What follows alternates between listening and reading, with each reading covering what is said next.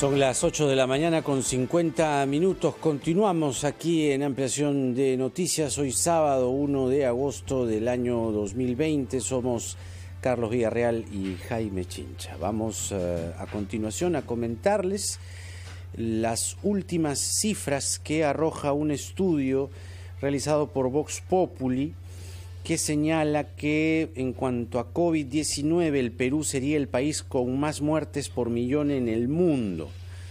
Esa es una cifra que ciertamente está en los reportes de Worldometer, por ejemplo, que se ven a diario, pero la cifra que sí es realmente abrumadoramente dolorosa es la de las muertes que estima este estudio de Vox Populi, que estará en unos minutos ya en la web de rpp.pe.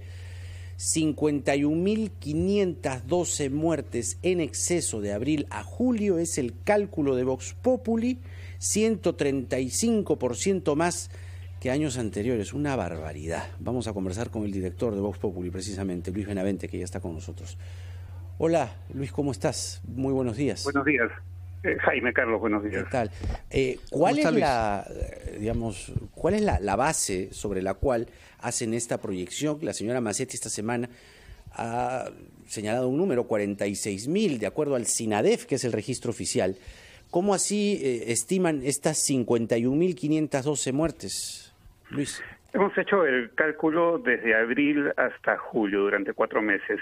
El promedio histórico de los 2 años anteriores es comparado con el total de muertes de este año. Ahí la diferencia es precisamente ese número de 51.512. Ese es el número de muertes en exceso. No hemos considerado marzo, porque en marzo hubo muy pocas muertes. Recordemos que el 8 de marzo fue el primer caso, el 15 fue la declaración de estado de emergencia y confinamiento, y hubo muy pocos muertos, entonces consideramos que es un número marginal para facilitar el análisis. En esa comparación encontramos que hay 51.512 muertes en exceso. ¿Y por qué creemos que son por COVID? Porque ahí hay muchas especulaciones y muchas opiniones que en algunos casos también son de acuerdo al temperamento político de los opinantes, ¿no? Pero si lo vemos de una manera muy fría, muy objetiva, nosotros en el informe anterior, el 14 de julio, demostramos que esas muertes serían por COVID, por la equivalencia, por el parecido increíble en la proporción de muertos por sexo de hombres y mujeres, 70-30%, más o menos un punto porcentual, es idéntico la cantidad de muertes por COVID con la cantidad de muertes en exceso. O sea, es una estimación en función al descarte, ¿no? Y a lo comparativo respecto a los años anteriores. Pero ahora, hay un detalle, ¿no?, que la señora Massetti señalaba. Es medianamente similar lo que dicen ustedes y lo que dice SINADEF, pero, por ejemplo, ¿no?, ella señalaba una muerte que en el acta por algún lado aparece COVID. Puede ser que esta persona haya tenido apendicitis o le dio un infarto. Era positivo, pero la causa de la muerte no fue COVID, ¿no? Es decir, esta cosa horrible que los pulmones se te destrozan y no tienes aire, etcétera. No es esa la causa de la muerte, sino apendicitis o infarto, digamos, ¿no? Porque llegar a determinar que la muerte fue provocada por COVID requiere un análisis mucho más fino y clínico y científico. En este caso, ¿esta estimación recorre eso o, digamos, es por descarte decir, podría ser COVID? ¿Cómo se puede hacer la diferenciación ahí entre causas? Hay una diferencia. Descarte es algo más empírico, es algo, bueno, yo descarto esto con un criterio X, ¿no? Eso es una estimación estadística, que es algo, digamos, más profundo que un simple descarte, ¿no? El descarte, pues yo descarto esto porque no me gusta esa fruta y la descarto y como la otra. Entonces, descarte no es una... Es algo válido, por cierto, en nuestra vida cotidiana, en la investigación, en todo, pero no corresponde a un rigor de investigación. La estimación estimación estadística sí. A ver, si hay esa proporción de 70-30, asombrosamente igual, cuando la proporción histórica es 53-47, entonces, carambas, ahí ¿qué está pasando? Es evidente, y si vemos muertos por otras causales, históricamente también encontramos esto, pero hay más de eso, ¿no? Masetti en un momento dijo 43.000, está mencionando ahora, Jaime, 46.000. Sí. En cualquier caso, 51.000 es un número más o menos parecido, no es igual, pero también hay otro elemento. Se sabe que muchas muertes no son reportadas asesinadas, muertes que ocurren en lugares donde no hay... Las direzas no cuadra con Minsa, ¿no? Direzas tienen una data y Minsa tiene otra.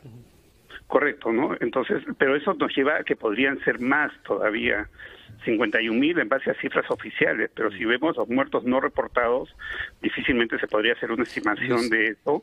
En algún medio periodístico hace 2 semanas leí un informe bastante a fondo que podría ser un 30%. Entonces, eso elevaría de 51 a 70.000 los muertos por COVID.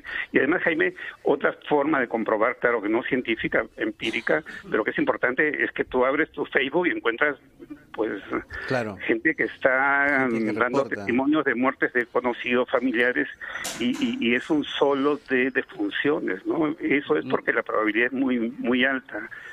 Ahora, una consulta. De acuerdo a cómo va esta proyección de contagiados y fallecidos, la proyección a fin de año, ¿cuánto sería?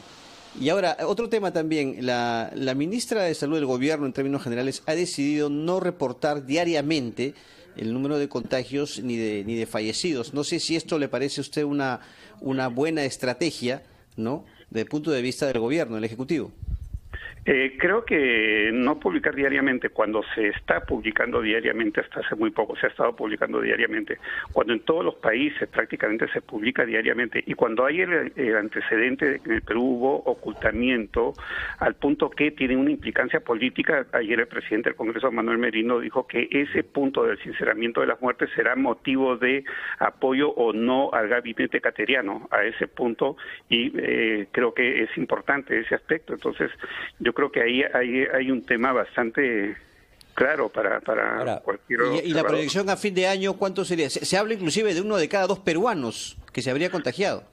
A ver, en este momento estamos en 1 de cada 638 peruanos, y esta cifra va cambiando. El 17 de julio la estimación era 1 de cada 650, en base a ese número de exceso, ¿no? Pero claro, ¿no?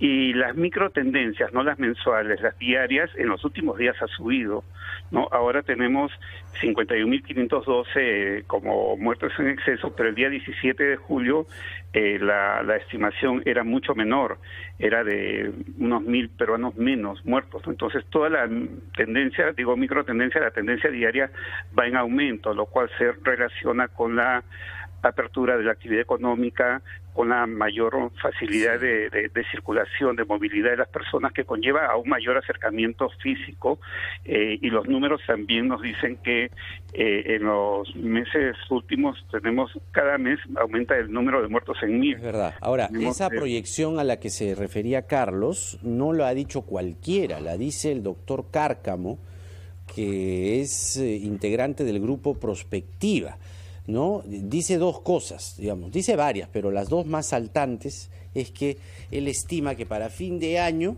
1 de cada 2 estarán contagiados, 1. Y luego lo siguiente es brutal, es decir que las muertes que estima el doctor Cárcamo son 100.000 para el fin de año. Y si tenemos estos 51.000 que están estimando ustedes en el primer semestre, y si uno tira la línea de tiempo de acuerdo al movimiento de las cifras y al comportamiento, tendría sentido lo que dice Cárcamo. Dolorosamente cierto. Claro, ¿no? Exactamente. Y además la situación actual es muy fuerte, podría ser hasta más de 100.000. Este mes murieron 26.000, a julio 850, en junio 25.900, en mayo 24.200, pero todos los indicadores son muy negativos, muy adversos. La cantidad de casos diarios no es un indicador porque depende del número de pruebas, pero la proporción, la correlación entre el número de casos y el número de pruebas sí es un buen indicador, está en 27% en estos días, cuando el promedio histórico de esos 2 millones y pico de pruebas con los 400 y pico mil positivos es de solo 17%. Entonces estamos en una etapa de mucho contagio y esto podría seguir aumentando. Un día en Perú ha habido 7.000. En España ese día hubo 1.500 y los españoles consideraban que estaban escandalizados, ¿no? Y España tiene 47.600.000 habitantes. Sí, Luis Benavente con nosotros, gracias. Director de Vox Populi. Gracias por esta conversación, Lucho. Y por cierto, el estudio de Vox Populi ya está en la web de RPP, ya está en línea, pueden revisarlo, ahí están ya mucho más detalladas las cifras, comparativos con años anteriores, etcétera, etcétera. Solo tiene que visitar www.rpp.pe para informarse minuto a minuto, pero particularmente si quiere ver este informe de Vox Populi. 9:00 a.m, don Carlos Villarreal, aquí se terminó esta edición de Ampliación de Noticias. Nos vemos el próximo sábado, Jaime, y por supuesto a seguir cuidándose, como debe ser. Así es. Viene a continuación Enfoque de los Sábados con el señor Fernando Carballo, que dedica los siguientes minutos a un estudio riguroso y minucioso de la pobreza y las cifras que no son buenas, son todo lo contrario. Por lo menos la proyección para fin de año, en cuanto a índices de pobreza y extrema pobreza, sin duda aumentarán. Y, por cierto, eso va acompañado de una estrategia del Estado de programas sociales. Todo eso viene a continuación en Enfoque de los Sábados con Fernando Carballo. Carlos, cuídate mucho, por favor. A nuestros oyentes y televidentes, lo mismo. Cuídense mucho, por favor. Nos vemos el próximo sábado. Que tengan un buen fin de semana. Buenos días.